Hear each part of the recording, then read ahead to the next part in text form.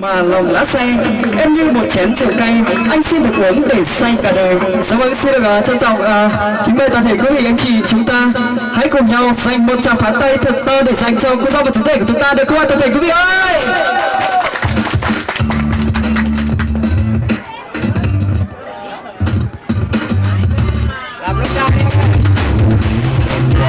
Dạ vâng,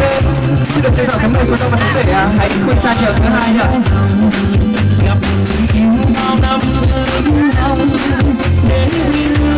Xin được trân trọng kính mời cháu rể dùng bàn tay khéo léo của mình hãy lắc thật mạnh chai rượu của mình lên ạ.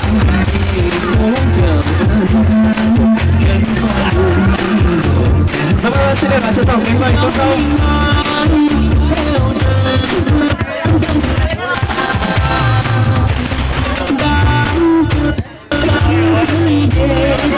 Dạ vâng, xin được trân trọng kính mời cô dâu và chú rể sẽ cùng nhau tay trong tay sót đến phát đi tình yêu của mình ạ.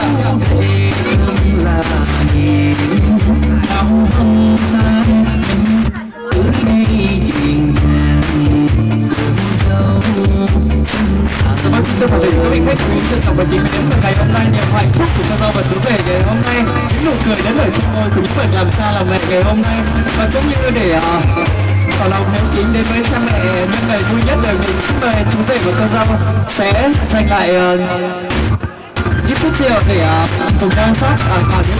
ly rượu để cho chúng ta cùng nhau ngày hôm nay cùng đôi vợ chồng của chúng ta sẽ cùng nhau uống rượu cho vui ạ. Dạ vâng, xin được trân trọng kính mời chú rể hãy rót những chén rượu cũng như để tỏ lòng hiếu kính đến với cha mẹ nhân nhất nhân ngày vui nhất đời mình, thì xin được trân trọng kính mời chú rể sẽ cùng cô dâu sẽ cùng dâng lên những bậc sinh thành của mình những chén rượu đầy tình cảm ý nghĩa nhất trong buổi trưa hôm nay.